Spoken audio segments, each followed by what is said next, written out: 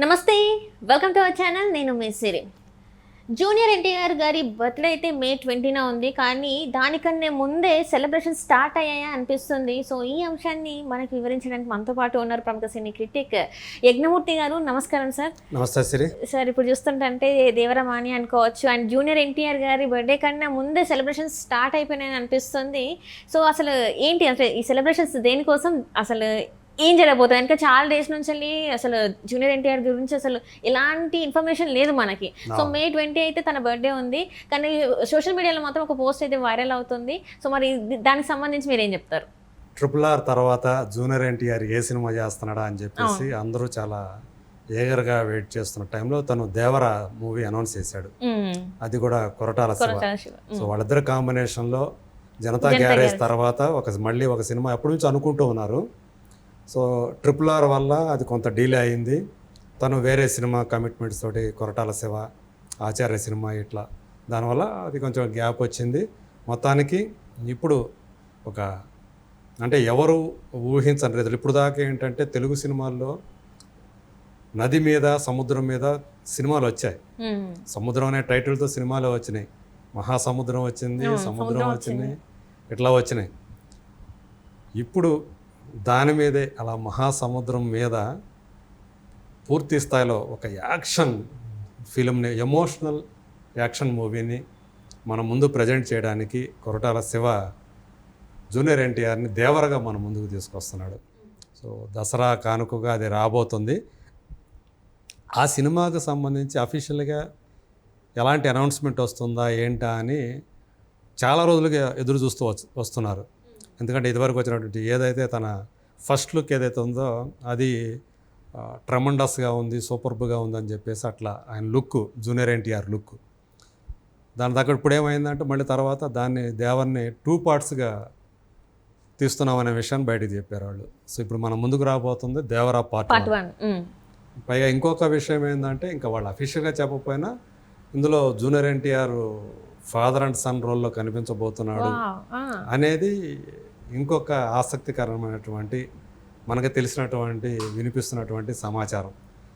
So అది మరి second పార్ట్లో వస్తాడా తండ్రి క్యారెక్టరు ఏంటనేది, లేకపోతే ఫస్ట్ పార్ట్ క్లైమాక్స్లో మనకి అది మనకు ఒక స్పార్క్ లాగా, ఒక సెన్సేషన్ లాగా అలా చూపిస్తారేమో చూడాలి. కానీ బట్ ఇప్పుడు లేటెస్ట్గా ఏంటంటే సూర్యదేవర నాగవంశి, నిజానికి ఆ సినిమాతో ఆయనకేం సంబంధం లేదు. ఆ సినిమా ప్రొడ్యూసర్స్ వేరే, ఆయన డైరెక్టర్ కొరటాల శివ మనకు తెలుసు. ప్రొడ్యూసర్స్ వచ్చి ఒకళ్ళేమో యువసుధ ఆర్ట్స్ అని చెప్పేసి, మన డైరెక్టర్ ఫ్రెండే సుధాకర్ అని చెప్పి, సుధాకర్ చెరుకూరు అని.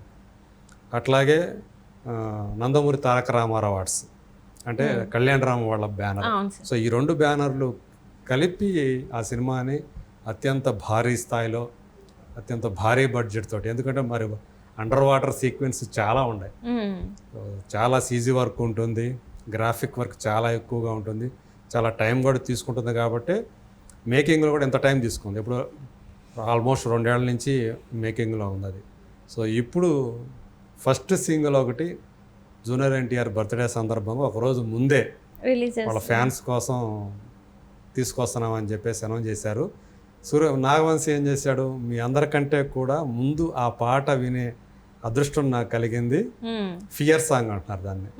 అంటే దేవర ముందు ఎవడైనా సరే నువ్వెంత అని చెప్పి, దేవర ముందు నువ్వెంత. సో అంటే అందులో ఒక ఆ లైన్ ఉందనుకుంటా నేను ఆ పాటలో. సో అది అనిరుద్ధ్ రవిచందర్ దాని music.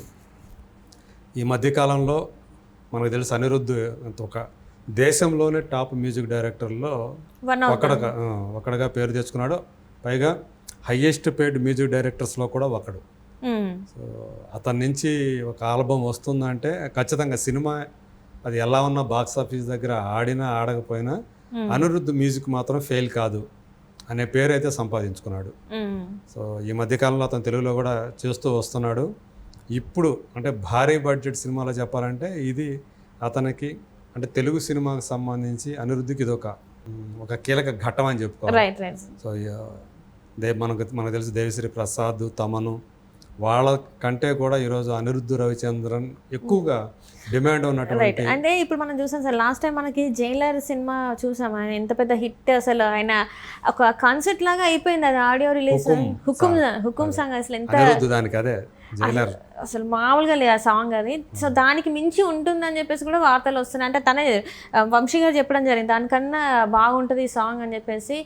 Man of the masses దానికి యాంథమ్, ఇంకా ఫ్యాన్స్కి ఇది ఒక యాంథమ్ అయిపోద్ది అని కూడా తను చెప్పడం జరిగింది. సో అంత ఉంటుందా అసలు? అంటే ఇది ఎప్పుడైతే పోస్ట్ బయటకు వచ్చిందో ఇంకా జనాల్లో అయితే, ఫ్యాన్స్లో అయితే ఇంకా ఎప్పుడా అని చెప్పేసి వాళ్ళు వెయిట్ చేస్తున్నారు. మరి ఎట్లా ఉంటుంది అంటారు అసలు? అంటే చూడండి, మీరు ప్రొడ్యూసర్స్ నుంచి లేదా డైరెక్టర్ నుంచి కాకుండా అంటే ఏ హ్యాండ్ నుంచి బయటకు వచ్చింది ఇది ఆ ఇన్ఫర్మేషన్ అంటే, సూర్యదేవర నాగవంశి మన సితారా ఎంటర్టైన్మెంట్స్ అధినేత, హారిక హాసిని ఎంటర్టైన్మెంట్స్ అధినేతలో ఒకరైన ఆయన స్వచ్ఛందంగా అట్లా దాని గురించి, ఆ పాట గురించి అలా చెప్పడం వల్ల ఇంకా హైప్ క్రియేట్ అయిపోయింది. బహుశా నేను అనుకోవడం ఏంటంటే, రేపు ఎల్లుండిలో ఒక దాని ఏమంటారు, ఒక ఇది వస్తుందేమో అనుకుంటున్నాం, ఒక యాడ్ లాగా ఒకటి వస్తుంది అనుకుంటా. సో 19 వస్తుంది అని చెప్పేసి, తర్వాత ఈ పాట వస్తుంది, ఫియర్ సాంగ్ అనేది వస్తుంది. సో ఖచ్చితంగా ఫ్యాన్స్కి మాత్రం ఒక అల్టిమేట్ ఫెస్టివల్ లాగా ఉంటుంది అని చెప్పేసి నాగవంశీ చేసినటువంటి ఆ ట్వీట్ వల్ల అర్థమవుతూ ఉంది. ఖచ్చితంగా ఫ్యాన్స్ కూడా దాన్ని వెంటనే వైరల్ చేశారు, విపరీతంగా రీట్వీట్లు చేస్తున్నారు. సో ఖచ్చితంగా అంటే వాళ్ళకు ఉన్నటువంటి పరిచయం, జూనియర్ ఎన్టీఆర్కి నాగవంశీకి చాలా సన్నిహితమైనటువంటి అనుబంధం ఉంది. సో వాళ్ళ ఫ్యామిలీతో కూడా నాగవంశీ ఫ్యామిలీకి బాగా క్లోజ్ పరిచయం ఉంది. అందుగురించి తను తట్టుకోలేక, ఆ పాట విన్న దగ్గర నుంచి ఆ తట్టుకోలేక ఎప్పుడెప్పుడు ఆ విషయం బయటికి చెప్దామని చెప్పేసి అట్లా ట్వీట్ రూపంలో వదిలేసాడు. లేకపోతే లోపల ఉండిపోతుంది కదా, కష్టం. అది అట్లాంటి ఇంకా ఫ్యాన్ మూమెంట్ అంటారు కదా సార్, ఫ్యాన్ బై మూమెంట్ లాగా తనకి ఇంకా లోపల ఆగిపోలేదు అనమాట, బయటకి ఇంకా చెప్పేసారు. ఈయనే ఫస్ట్ విన్నాను అని చెప్పేసి తను అదే చెప్తున్నాడు, మీ అందరికన్నా ముందు నేను విన్నాను ఇంకా అని చెప్పేసి. తను హ్యాపీ అంటే అందులో ఆ సంతోషం అనేది కనిపిస్తుంది, యాజ్ అ ఫ్యాన్ గా ముందే విన్నాను అని చెప్పేసి. సో మరి ఆ ఒక్క లైన్ కూడా ఉంది కదా, దేవర ముందు నువ్వెంత, రైట్, అది చాలా అనమాట. తను కూడా అదే చెప్పారు సార్. సో అంటే దేవర అనేది ఎలా ఉండబోతుంది అనేది ఈ పాట చెప్పేస్తుంది అనమాట. మరి ఆ పాట ఎలా ఉంటుంది ఏంటి అనేది మనం 19వ తేదీ వరకు వెయిట్ చేయాలి. కరెక్ట్గా ఫీస్ట్ లాగా ఉంటుందా దేవర అభిమానులందరికీ, అలాగే జూనియర్ ఎన్టీఆర్. సో తను కూడా ఈ సినిమా కాస్టింగ్ కూడా భారీ కాస్టింగ్ మనకు తెలుసు. సైఫ్ అలీ ఖాన్ విలన్ గా చేస్తున్నారు. ఆయన హీరోయిన్ వచ్చేసి శ్రీదేవి వాళ్ళ అమ్మాయి, ఫస్ట్ ఫిలిం తెలుగులో. అవును సార్, అది కూడా ఎన్టీఆర్ మనవడితోటి శ్రీదేవి కూతురు ఇలా జట్టు కట్టడం. సో వాళ్ళిద్దరి యొక్క ఆన్ స్క్రీన్ కెమిస్ట్రీ ఎలా ఉంటుంది, వాళ్ళ పేరు ఎలా ఉంటుంది అనేది కూడా చాలా ఒక ఇంట్రెస్టింగ్ టాపిక్. సో ఖచ్చితంగా జాన్వీ కపూర్ ఈ సినిమాకి ఒక యాడెడ్ ఫ్లేవర్ అని చెప్పేసి అనుకోవాలా. ఆమె గ్లామర్ కానీ ఒక మంచి క్యారెక్టర్ వైజ్ కూడా, ఎందుకంటే ఆమె ఇప్పుడు దాకా చేసినటువంటి మోడర్న్ లుక్తో కాకుండా ఒక విలేజ్ గర్ల్గా ఈ సినిమాలో కనిపించబోతుంది ఆమె. అట్లాగే సైఫ్ అలీ ఖాన్ అటు హీరోగా చేశాడు, విలన్గా కూడా ఓంకార్ అనే సినిమా నుంచి అతను విలన్గా కూడా రెచ్చిపోతున్నాడు ఆయన. సో అట్లా చాలా డిమాండ్ ఉన్నటువంటి ఆర్టిస్ట్ తను. సో సైఫ్ అలీ ఖాన్ విలన్గా ఉండటం ఖచ్చితంగా పర్ఫెక్ట్. అంటే హీరోకి తగ్గ విలన్ ఉంటే ఇంకా అది ఏ రేంజ్లో ఉంటుందో చెప్పాల్సిన అవసరం లేదు. సో జనతా గ్యారేజ్ అనే సినిమా వాళ్ళిద్దరి కాంబినేషన్ వచ్చి, శివ అండ్ జూనియర్ ఎన్టీఆర్ కాంబినేషన్లో వచ్చి ఎంత పెద్ద హిట్ అయిందో తెలుసు.